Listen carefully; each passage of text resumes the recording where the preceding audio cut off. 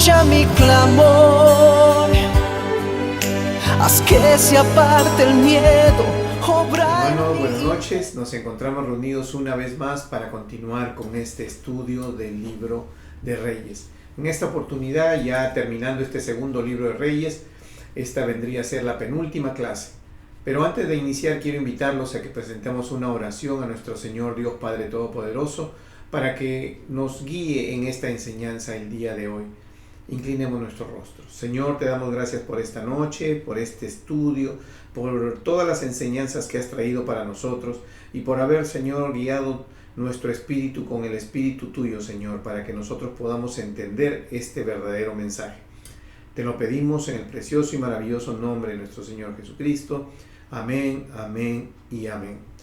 Buenas noches, hermanos, amigos, para continuar este segundo libro de Reyes, en lo que corresponde ya a la penúltima clase. Hemos visto a través del primer y segundo libro de Reyes que hemos desarrollado toda la historia de lo que vendría a ser ya la etapa que fue transitoria entre los jueces y los reyes.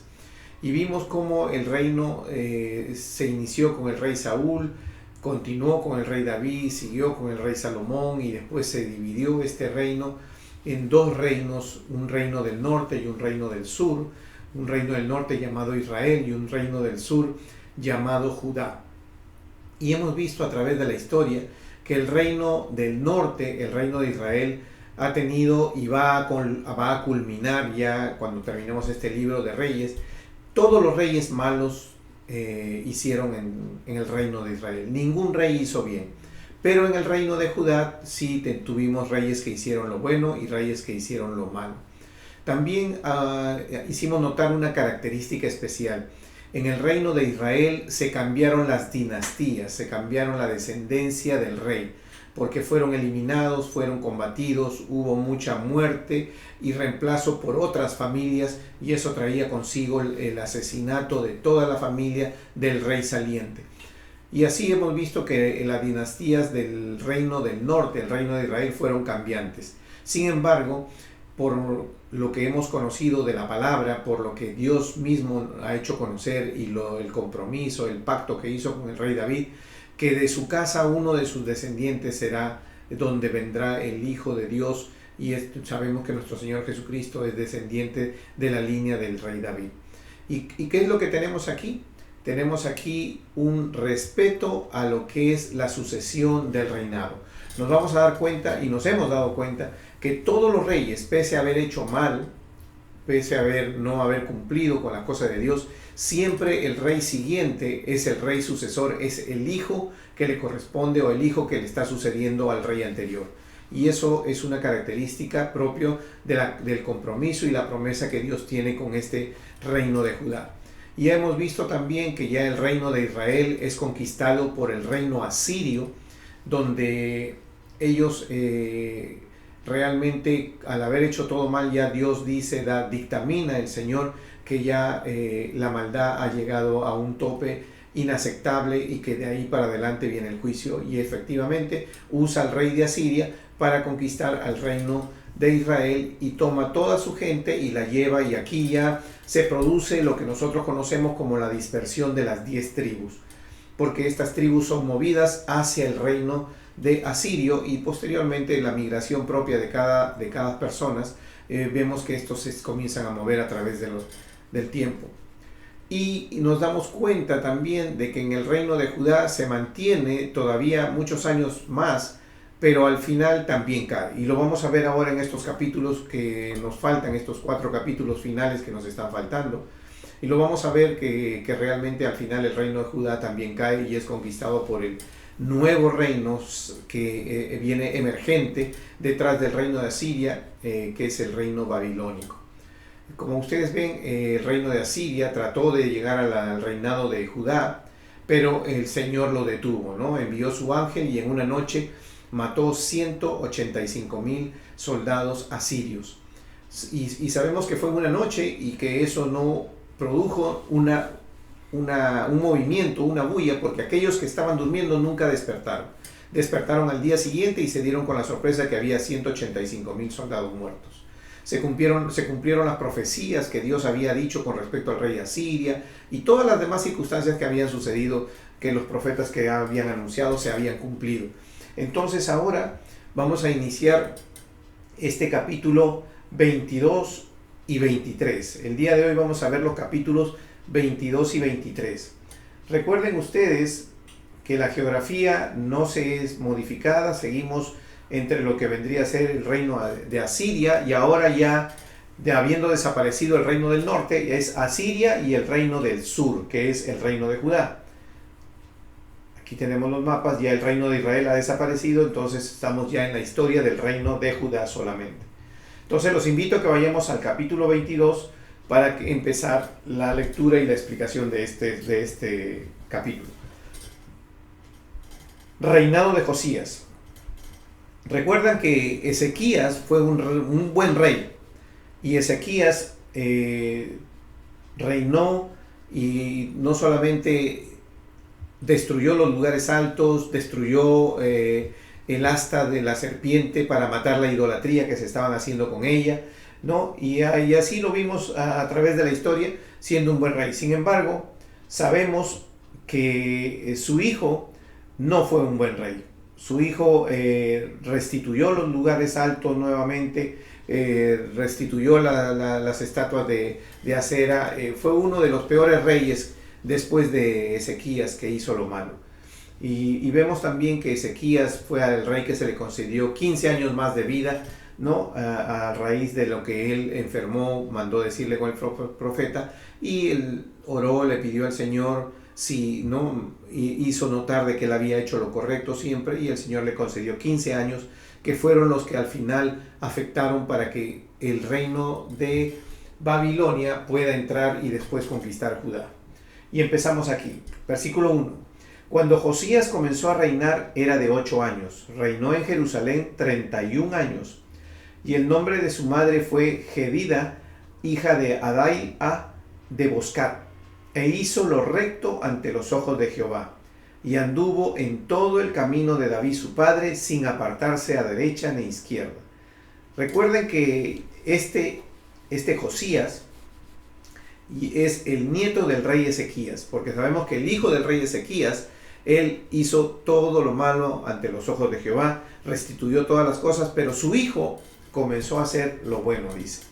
Y dice en el versículo 3, a los 18 años del rey Josías envió el rey Asafán, hijo de Azalía, hijo de Mesulán, escriba a la casa de Jehová, diciendo, ve al sumo sacerdote Hilcías y dile que recoja el dinero que han traído a la casa de Jehová, que han recogido del pueblo los guardianes de la puerta, y que lo pongan en manos de los que hacen obra, que tienen a su cargo el arreglo de la casa de Jehová, y que lo entreguen a los que hacen la obra de la casa de Jehová para reparar las grietas de la casa, a los carpinteros, maestros y albañiles para comprar madera y piedra de cantería para reparar la casa, y se está refiriendo siempre a la casa de Jehová, el templo, y que no se les tome cuenta del dinero cuyo manejo se les confiare, porque ellos proceden con honradez. O sea, en otras palabras, él encargó la reparación del templo y entregó el dinero a todas estas personas que estaban involucradas, pero él dijo, no es necesario que los fiscalicemos, o sea, que les pidamos facturas y todo, porque yo sé, el rey dijo, yo conozco que estas personas van a actuar bien y van a emplear el dinero debidamente,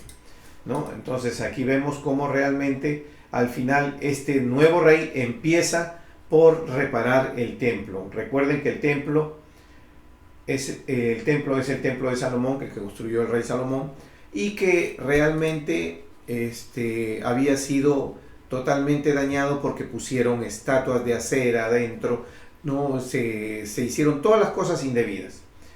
Versículo 8 dice, entonces dijo el sumo sacerdote Hilcías al escriba Safán, he hallado el libro de la ley en casa de Jehová. E Hilcías dio el libro a Safán y lo leyó. ¿Qué significa he hallado el libro de la ley? Sabemos que el libro de la ley es la ley. Es todo lo que se tenía escrito hasta ese momento. Ya recuerden que Éxodo, ¿no? Tenemos Éxodo, tenemos Levíticos, tenemos Números, tenemos Deuteronomio, tenemos Génesis. Todos estos libros ya fueron escritos. y ya los tenemos, ¿no?, dentro de lo que vendría a considerarse la escritura con respecto a los reyes. Entonces, cuando él dice que haya los libros, es una muestra de que en el tiempo de los reyes, como no solamente se abandonó el cumplimiento y el seguimiento de lo que es las disposiciones de Dios, sino que nos da cuenta de que ni siquiera tenían el libro de la ley a la mano. ¿Qué significa esto? Significa que vivían total y absolutamente ajenos al verdadero cumplimiento paso por paso conforme Dios lo había designado. ¿Qué es lo que entonces sucedía? Sucedía que ha habido una transmisión oral o una sucesión de costumbres, que es lo que hacían que de una u otra manera algunos hicieran mejor que otros, pero no estaban siguiendo el lineamiento escrito por Dios.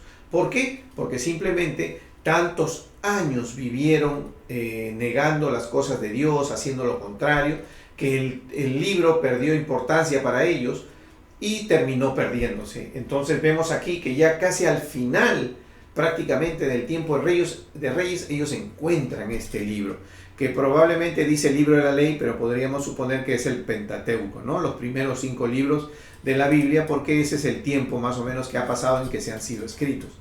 Entonces, tenemos aquí todo lo que Dios escribió con respecto a la adoración, leyes de carácter social, leyes de carácter civil, leyes de administración, todas las leyes de adoración a Dios. Todas estas disposiciones ahora son retomadas y leídas, dice, ¿no? Y dice el sacerdote Hilcías, le dice a este hombre, léeme la ley. O sea, ¿por qué? Porque ya ha pasado tanto tiempo y ellos no han leído la ley. Esto también nos hace recordar como cuando el pueblo de Dios salió del Éxodo, ¿no?, y pasó por estos tiempos. Sabemos que en 3 meses ya estaba en el monte Oré, el monte de Dios, y ahí fue donde básicamente se escribió Levíticos, se dio todas las disposiciones. Entonces vemos que aquí cuando llegamos a Deuteronomio vamos a darnos cuenta de que nuevamente Dios le pide a Josué que haga un recordatorio a la nueva generación, y más o menos es un parecido aquí en Reyes, ¿no? A diferencia de que aquí se encontró el libro ya para volver a refrescarle a la gente, y este rey que de por sí había manifestado una voluntad inicial de hacer lo correcto, ya encontró el manual, el formato por el cual él tenía que ceñirse. Y vamos a ver cómo es que él actúa. Dice, viniendo luego el escriba Safán al rey, dio cuenta al rey y dijo, tus siervos han recogido el dinero que se halló en el templo y lo han entregado en poder de los que hacen la obra, que tienen a su cargo el arreglo de la casa de Jehová. De eso ya sabemos y eso está conforme. Asimismo, el escriba Safán declaró al rey diciendo, el sacerdote Hilcías me ha dado un libro, y lo leyó Safán delante del rey. ¿Qué significa? El libro de la ley, probablemente el Pentateuco, comenzó a ser leído delante de este rey Josías. Dice, y cuando el rey hubo oído las palabras del libro de la ley, rasgó sus vestidos. ¿Qué significa? Este rey creció con un padre que hizo todo lo malo ante los ojos de Jehová. Todo. Aunque al final se arrepintió, hizo todo lo malo. Y cuando él escuchó la ley, la lectura del libro, rasgó sus vestidos. Todos sabemos que rasgar los vestidos en la época significa una expresión, una manifestación física de indignación de lo que estaba pasando, ¿no? De identificación con el suceso tan grande que está indignando, hiriendo, lesionando las cosas de Dios. Y es así como este rey rasga sus vestidos, sus vestiduras cuando escucha este libro, porque obviamente ahí había escuchado que se debería haber guardado las cosas de Dios para con Dios, no se podía adorar a dioses ajenos, menos podía hacerse cosas en el templo. Entonces eso él se dio cuenta, visionó de manera real el grado y la profundidad de caída, ¿no?, que había tenido el pueblo con respecto a la idolatría, ¿no?, y que estaba total y absolutamente fuera de los caminos de Dios. Por eso la reacción de este rey. Dice, luego el rey dio orden al sacerdote Hilcías, a Hiekam, hijo de Safán, a Acor, hijo de Micaías, al escriba Safán y a Asaías, siervo del rey, diciendo: Id y preguntad a Jehová por mí, y por el pueblo, y por todo Judá, acerca de las palabras de este libro que se ha hallado. Porque grande es la ira de Jehová que se ha encendido contra nosotros, por cuanto nuestros padres no escucharon las palabras de este libro, para hacerme conforme todo lo que nos fue escrito. O sea, él prácticamente se dio cuenta que se había violado todas las disposiciones de Dios, pero él tenía un buen corazón, entonces manda a preguntar. ¿Qué es lo que va a pasar? Prácticamente le está diciendo, ¿qué es lo que va a pasar conmigo? Que yo estoy empezando a hacer las cosas bien, de acuerdo, siguiendo los lineamientos del libro, ¿no? De la ley que Dios entregó. Y acá continuamos. 14 dice: Entonces fueron el sacerdote Hilcías y Ahicam, Acor, Safán y Asaías, a la profetisa Hulda, mujer de Salún, hijo de Titba, hijo de Arbas, guarda las vestiduras, la cual moraba en Jerusalén, en la segunda parte de la ciudad, y hablaron con ella. Y ella les dijo: Así ha dicho Jehová, el Dios de Israel: Decid al varón que os envió a mí, así dijo Jehová: He aquí yo traigo sobre este lugar, sobre los que en él moran, todo el mal del que habla este libro, que ha leído el rey de Judá, por cuanto me dejaron a mí y quemaron incienso a dioses ajenos, provocándome a ira con toda la obra de sus manos. Mi ira se ha encendido contra este lugar y no se apagará. Mas el rey de Judá, que os ha enviado para preguntaseis a Jehová, si diréis así, así ha dicho Jehová, el Dios de Israel, por cuanto oíste las palabras del libro, y tu corazón se enterneció y te humillaste delante de Jehová cuando oíste lo que yo he pronunciado contra este lugar y contra sus moradores, que vendrá a ser asolados y malditos, rasgaste tus vestidos y lloraste en mi presencia. También yo te he oído, dice Jehová.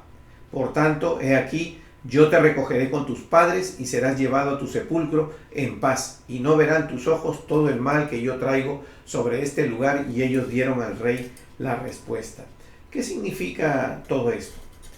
Lo que estamos diciendo acá, lo que él está diciendo a Dios: Señor, pero yo estoy leyendo el libro y me siento identificado con el daño que se ha hecho y lo voy a reparar. Y él le dice: el juicio ya está dado. Dios no va a dar un paso para atrás. El juicio ya está dado, pero tú, por haber sido un hombre de Dios, por haber sido un hombre cumplidor, tú no verás esta maldad sobre tu reino, tú vivirás en paz. Pero el juicio para el pueblo viene de todas maneras. O sea, ¿qué es lo que está diciendo acá? Lo que está diciendo Dios, y eso es necesario, porque él se da cuenta de la ira de Dios cuando él lee el libro de la ley, cuando se lo lee, ¿no? El libro de la ley. Eso significa que no solamente debemos predicar el Dios de bendición que tenemos, que sí lo es, porque también tenemos un Dios de ira que va a castigar al que hace lo indebido. Y está escrito en la palabra: habrá un Dios de ira, habrá un tiempo de castigo para todos aquellos que no hacen conforme a la palabra de Dios. Y es así como realmente vemos aquí, nos presenta Dios ese carácter. Y que cuando Él ya ha emitido un juicio, Él ya no da su mano para atrás. ¿Qué significa esto? Significa que cuando ya la maldad del hombre comienza a crecer, ya la maldad no se detiene. Ya no existe otra manera de poder detener la maldad si no es a través del juicio de Dios. Y eso es algo que nosotros lo vemos en este mundo actual. Tenemos el libro de Apocalipsis. Usted no podría escuchar que alguien diga: oremos para que el juicio de Dios escrito en el Apocalipsis no se cumpla. ¿Por qué? Porque el juicio de Dios ya fue dictaminado. El juicio de Dios ya fue dado. Y todos los que estamos en este mundo tenemos la oportunidad de ser perdonados de este juicio a través de nuestro Señor Jesucristo. Pero el juicio ya fue dado. Ya el Señor ya dictaminó mediante sus profetas que esto va a suceder. Lo mismo se prácticamente está diciéndole al rey, ¿no?, de Judá, a este Josías, rey Josías. mi juicio ya fue dado. Pero como tú estás haciendo bien, no lo vas a ver tú, no lo vas a sufrir tú, pero el juicio ya está dado y eso no se va a modificar. Y sabemos que ese es el Dios al que le servimos. Un Dios de amor, un Dios de bendición, y es un Dios de ira y de castigo para el que hace lo contrario a lo que Él manda. Y eso trae consigo un juicio, y cuando Dios dicta el juicio, no hay nada que pueda moverlo, porque el juicio de Dios no va a retroceder, el juicio de Dios, porque ya Él dice en su palabra que la maldad llegó ya hasta el colmo, o sea, llegó hasta un nivel ya inaceptable para lo que corre. Y Él dio todo el tiempo debido, porque recuerden que esto estamos hablando de mucho tiempo, rey tras rey tras rey, y sin embargo todos seguían haciendo lo malo ante los ojos de Jehová. Continuamos.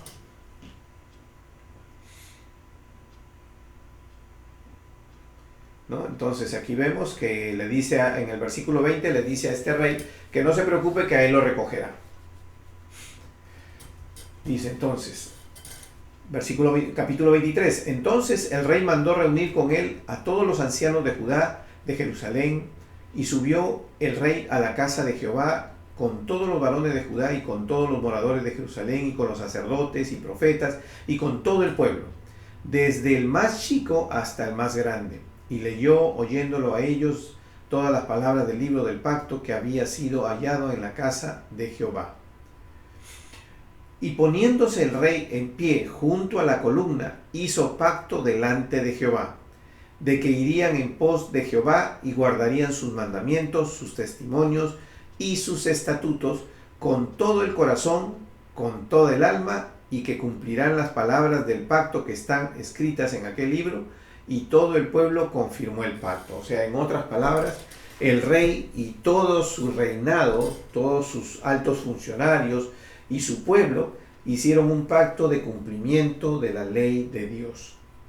Pese a que él, ya hemos visto que Dios le dice, tú no lo verás, pero se cumplirá. Pese a que él sabe que el juicio no se ha detenido, no significa que como sé que va a haber juicio y se va a hacer de toda manera, el juicio de Dios se va a producir, yo voy a empezar a hacer lo malo. O porque me dicen a mí, no te preocupes, a ti no te va a pasar nada porque tú estás haciendo bien, voy a empezar a hacer mal. Aquí vemos más bien muy por el contrario, un rey que pese a que él hizo todo lo bueno hasta el momento en que tomó conocimiento que el juicio de Dios no viene para atrás, él muy por el contrario hace pacto y se compromete a hacer todas las cosas conforme a Dios, todas. ¿Eso qué significa? Significa que la fidelidad, la lealtad, la honra, el honor, el cumplimiento, la obediencia, el seguimiento, todo lo que nosotros tenemos que hacer para Dios, debemos hacerlo, nos vaya bien o nos vaya mal, porque no es la causa, no es el efecto de la causa lo que debe motivarnos a seguir adelante, sino es la causa en sí misma. ¿Qué cosa es la causa? O sea, es Dios en sí mismo.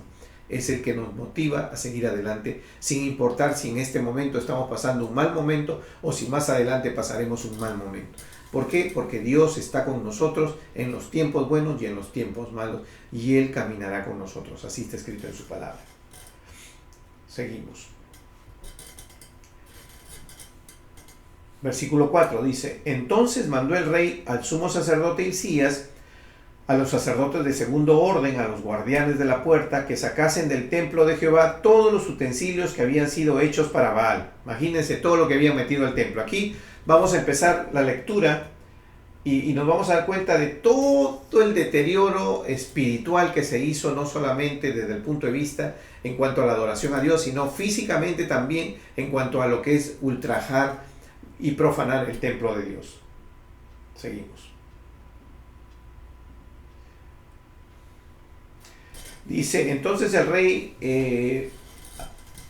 mandó el rey al sumo sacerdote Hilcías y a los sacerdotes del segundo orden y a los guardianes de la puerta que sacasen del templo de Jehová todos los utensilios que habían sido hechos para Baal, para Acera, la reina de la prostitución, que ya la hemos conocido, y para todo el ejército de los cielos, y los quemó fuera de Jerusalén en el campo de Cedrón, o sea, los sacó de la ciudad y los quemó, e hizo llevar las cenizas de ellos a Betel, y quitó a los sacerdotes idólatras que habían puesto los reyes de Judá para que Jerusalén, y asimismo que los quemaban incienso a Baal y al sol y a la luna y a los signos del zodíaco y a todo el ejército de los cielos. O sea, en otras palabras, quitó a todos estos hombres que estaban haciendo la idolatría, de cualquiera sea sus maneras. Y estos hombres habían sido designados por el rey anterior, su padre. Pero sin embargo, él los quita a todos ellos, dice, ¿no? Continuamos. Hizo también sacar la imagen de Acera fuera de la casa de Jehová, fuera de Jerusalén, al valle de Cedrón, y también quemó la imagen de Acera, y la convirtió en polvo, y echó el polvo sobre los sepulcros de los hijos del pueblo. Además derribó los lugares de prostitución idolátrica, esto es producto de la imagen de Acera, que estaban en la casa de Jehová. Imagínense hasta dónde llegó la perversión, el desvío, la falta de todas las consideraciones necesarias para las cosas de Dios, en los cuales tejían las mujeres tiendas para Acera. E hizo venir todos los sacerdotes de las ciudades de Judá y profanó los lugares altos donde los sacerdotes quemaban incienso, desde Geba hasta Berseba, y derribó los altares de las puertas que estaban en la entrada de la puerta de Josué, gobernador de la ciudad, que estaban a la mano izquierda a la puerta de la ciudad. Pero los sacerdotes de los lugares altos no subían al altar de Jehová en Jerusalén, sino que comían panes sin levadura entre sus hermanos. Asimismo profanó a Tofet, que está en el valle del hijo de Himón, y para que ninguno pasase su hijo o su hija por fuego a Moloc. También recuerdan que también adoraban al rey Moloc, que pedía que quemen a los hijos. Quitó también los caballos que los reyes de Judá habían dedicado al sol a la entrada del templo de Jehová, junto a la cámara de Natán-Melet, eunuco, el cual tenía a su cargo los ejidos, y quemó al fuego los carros del sol. Derribó además el rey los altares que estaban sobre la azotea, sobre la sala de Acaz, que los reyes de Judá habían hecho, y los altares que habían hecho Manasés con los dos atrios de la casa de Jehová, y allí corrió y arrojó el polvo y arrojó del cedrón. Seguimos. Y nos vamos a dar cuenta que vamos a empezar a leer todo lo que este rey hizo. Asimismo profanó el rey los lugares altos que estaban delante de Jerusalén, a la mano derecha del monte de la destrucción, los cuales Salomón, rey de Israel, había edificado a Astoret, ídolo abominable de los sidonios, a Kenos, ídolo abominable de Moab, a Milcom, ídolo abominable de los hijos de Amón. Y quebró las estatuas y derribó las imágenes de Acera, y llenó el lugar de ellos de huesos de hombres. Igualmente el altar que estaba en Betel y el lugar alto que había hecho Jeroboam, hijo de Nabat, el que hizo pecar a Israel, aquel altar y lugar alto destruyó y lo quemó, y lo hizo polvo, y puso fuego a la imagen de Acera. ¿Qué es lo que estamos viendo en realidad aquí? Estamos viendo que el rey de Judá, recuerden que ya el reino de Israel ha desaparecido, y este rey hizo tan bien que no solamente destruyó lo que era alrededor de Jerusalén, de lo que es el reino de Judá, sino que comenzó a expandir su destrucción de la idolatría, y en eso ingresó a lo que fue, porque ya no es el territorio del reino de Israel, ¿no? Y vamos a ver cómo también en el reino de Israel destruye todas estas idolatrías que habían sido levantadas por el pueblo. Seguimos. Versículo 16. Y se volvió Josías, y viendo los sepulcros que estaban allí en el monte, envió y sacó los huesos de los sepulcros, y los quemó sobre el altar para contaminarlo, conforme a la palabra de Jehová que había profetizado el varón de Dios, el cual había anunciado esto. Después dijo: ¿qué monumento es este que veo? Y los de la ciudad le respondieron: este es el sepulcro del varón de Dios que vino de Judá y profetizó estas cosas que tú has hecho sobre el altar de Betel. Y él dijo: dejadlo, ninguno mueva sus huesos. Y así fueron preservados sus huesos y los huesos del profeta que había venido de Samaria. Seguimos. Y todas las casas de los lugares altos que estaban en las ciudades de Samaria, ¿se dan cuenta? O sea, este rey de Judá, como ya el reino de Israel había desaparecido, prácticamente la ciudad de Samaria era una ciudad ya había gente de todas las naciones, principalmente los asirios, Entonces él sube hasta la ciudad de Samaria, dice, las cuales habían hecho los reyes de Israel para provocar la ira, las quitó también Josías e hizo con ellas como había hecho en Betel. Las destruyó, las rompió, las hizo polvo. Pero observen, no solamente combatió la idolatría en su casa, el reino de Judá, sino que combatió la idolatría aún en sus alrededores. Y eso es necesario y es un ejemplo para lo que nosotros hacemos. Para evitar que el enemigo se filtre, para evitar que nos desviemos a la izquierda o a la derecha, para que la adoración que nosotros le entregamos a Dios no se vea afectada, no solo debemos limitarnos a nuestro círculo más cerrado, como es el caso del reino de Judá, porque la influencia de lo que nos rodea es muy directa, podría llegar a afectar. Entonces, ¿qué hizo él? No solamente destruyó lo que es dentro del reino de Judá, sino que extendió su corrección y destruyó los lugares altos en la tierra del reino de Israel. ¿Y por qué? Si ya no había reino y no le pertenecían las tierras, porque sí sabía que les pertenecían, había leído la ley, y la ley decía que esa era la tierra prometida para el pueblo de Israel. Por tanto, él sabía que cuando él estaba haciendo eso, estaba trabajando en pro de la tierra prometida que Dios les dio. Y por eso él va y destruye no solamente en su reinado, sino en todos los lugares que le fue posible alcanzar. Seguimos. Dice, versículo 21, y dice, versículo 20, mató además sobre los altares a todos los sacerdotes de los lugares altos que allí estaban y quemó sobre ellos huesos de hombres y volvió a Jerusalén. O sea, no solamente destruyó, mató a los sacerdotes que hacían idolatría, ¿no? Adoraciones falsas. Versículo 21. Entonces mandó el rey a todo el pueblo diciendo, haced Pascua a Jehová vuestro Dios conforme a lo que está escrito en el libro de este pacto. No había sido hecha tal Pascua desde los tiempos en que los jueces gobernaban a Israel, ni en todos los tiempos de los reyes de Israel y de los reyes de Judá. A los 18 años del rey Josías fue hecha aquella Pascua a Jehová en Jerusalén. ¿Recuerdan ustedes que Dios instituye fiestas? Instituye 7 fiestas en su palabra. Pero cuando el pueblo sale de lo que es la libertad de la esclavitud en Israel, el Señor instala el derecho a que ellos se tengan que celebrar la Pascua, como un reconocimiento a la libertad que Dios les dio de la esclavitud de 400 años. Pero ¿qué es lo que sucede acá? Leemos aquí en un versículo que desde la edad de los jueces, o sea, estamos hablando de muchísimos años, que desde el tiempo de los jueces no se practicó esta fiesta. ¿Qué quiere decir? Que ningún juez siguió lo que está mandado por Dios. La pregunta es, ¿por qué? Si hubo algunos que hicieron lo bueno ante los ojos de Jehová.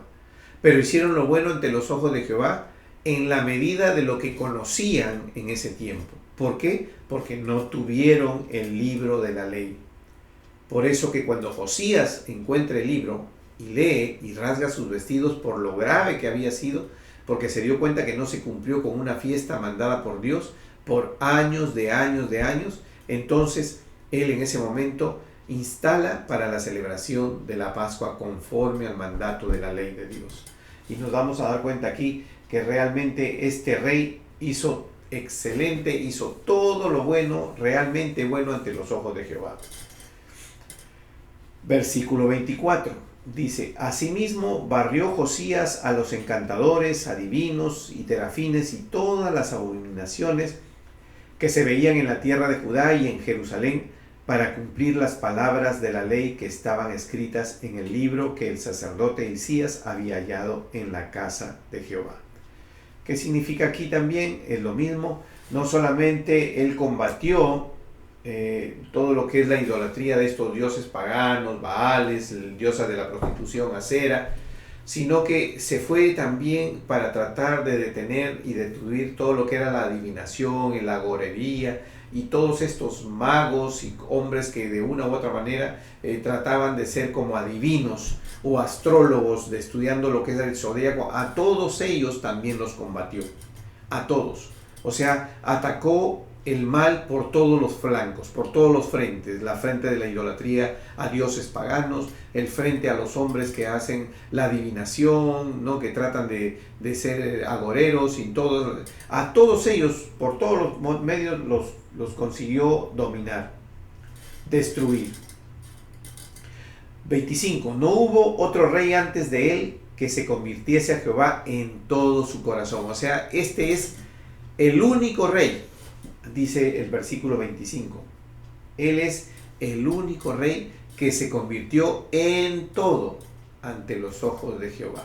¿Por qué? Porque no solamente se limitó a hacer lo que le correspondía como rey, corrigió todo lo que tenía que corregir dentro de su reino, sino que fue y hizo esa milla extra. Pasó la frontera y destruyó de su pueblo vecino, de aquel que fue el reino del norte, destruyó todos los altares y mató todos los sacerdotes que hacían lo indebido. Y de ahí regresó nuevamente. Por eso que aquí vemos de una manera afirmativa, muy firme, ¿no? Que realmente Dios reconoció a este rey como un hombre que hizo todo lo correcto ante los ojos de Jehová. Dice, y no hubo otro rey antes de él que se convirtiese a Jehová en todo su corazón, toda su alma y todas sus fuerzas, conforme a toda la ley de Moisés, ni después de él nació otro igual. O sea, él fue el mejor rey del reino de Judá en todo el tiempo de los reyes, ¿no? ¿Por qué? Porque hizo todo lo bueno ante los ojos de Jehová, todo. Dice versículo 27, versículo 26, dice, y con todo eso Jehová no desistió. Y con todo eso, miren ustedes, y con todo eso Jehová no desistió del ardor con que su gran ira se había encendido contra Judá, por todas las provocaciones con que Manasés le había irritado. Y dijo Jehová, también quitaré de mi presencia a Judá como quité a Israel, y desecharé a esta ciudad que había escogido, a Jerusalén, y a la casa de la cual había yo dicho, mi nombre estará allí. Versículo 28.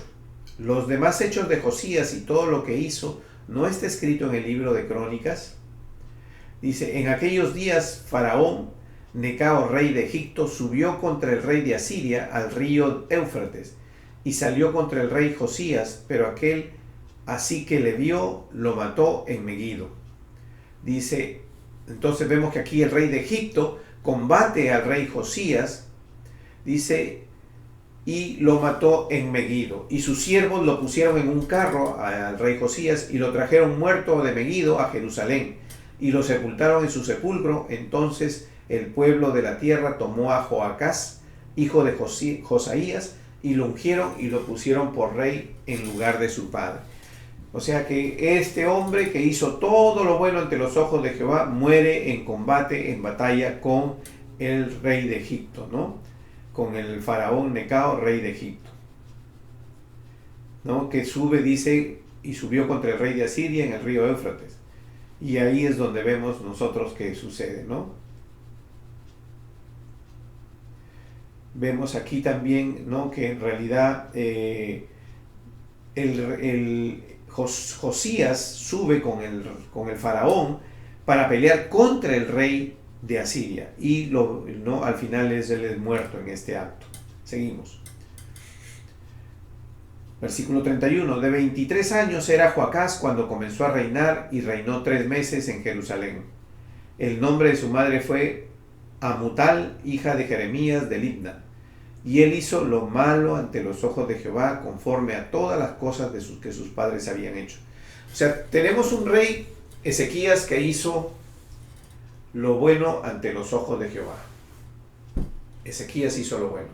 Tenemos a Manasés, hijo de Ezequías, que hizo lo malo ante los ojos de Jehová. Y instaló todo lo malo que había hecho, todo lo bueno que había hecho Ezequías lo tiró y lo reimplantó nuevamente a la idolatría. Nuevamente el hijo de él hace conforme a la voluntad de Jehová. Este rey Joás hace este rey Josías hace todo lo bueno ante los ojos de Jehová. E instala todas las cosas nuevamente de Dios, y no solamente en el templo, en la ciudad de Jerusalén, en el reino de Judá, sino que aún así se va más allá, y habiendo conocido por la ley que lee que todo eso era la tierra prometida, también va y combate la idolatría en el reino que fue el reino de Israel, ¿no? Y mata a los sacerdotes y todo eso. Entonces aquí vemos realmente un hombre que hizo todo, pero todo lo bueno, y que realmente, como dice la palabra, único. Sin embargo, empezamos la lectura y vemos que su hijo hizo todo lo malo ante los ojos de Jehová. Versículo 32 dice: y él hizo lo malo ante los ojos de Jehová, conforme a todas las cosas que sus padres habían hecho. Y lo puso preso Faraón Necao en Ribla, en la provincia de Hamat, para que no reinase en Jerusalén. O sea, como hizo todo lo malo, este rey, o este faraón de Egipto, lo apresa y lo pone preso. E impuso sobre la tierra una multa de 100 talentos de plata y uno de oro. Entonces el faraón Necao puso al rey Eliaquín, hijo de Josías, en lugar de Josías, su padre, y le cambió el nombre por el de Joacim. ¿Se dan cuenta? Y tomó Joacás y lo llevó a Egipto y murió allí. Así es, este rey Joacás muere en Egipto cuando ya es tomado prisionero, y su hijo, cuyo nombre le es cambiado y le ponen Joacim, se queda reinando Israel. Y Joacim pagó a Faraón la plata y el oro, mas hizo avaluar la tierra para dar dinero conforme al mandamiento del Faraón, sacando la plata y el oro del pueblo de la tierra, de cada uno según su estimación, su hacienda, para darlo al Faraón Necao. De 25 años era Joacim cuando comenzó a reinar, y 11 años reinó en Jerusalén.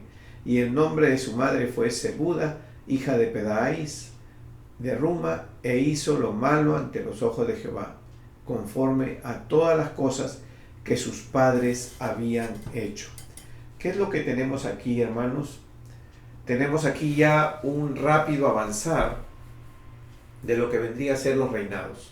Ya tuvimos el último rey que hizo todo lo bueno ante los ojos de Jehová. Y realmente nos enseña a nosotros que es más allá de nuestro círculo. No solo debemos tratar de eliminar la idolatría, la adoración no válida o desviada en el círculo más cercano. Debemos extendernos al círculo siguiente, al círculo siguiente y al círculo siguiente. ¿Por qué? Porque es una manera de aislarnos de la idolatría, del enemigo, y es una manera de mantener la santidad con Dios más firme, más continua y más estable. Y eso es lo que nos invita. Y así nos estamos dando cuenta rápidamente que ya este libro de Reyes prácticamente viene a los tiempos finales. La próxima clase va a ser el último capítulo del libro de Reyes que vamos a estudiar. Gracias, hermanos, por su atención. Dios los bendiga. Oh Dios de Israel, escucha mi clamor. Haz que se aparte el miedo, obra en mi interior.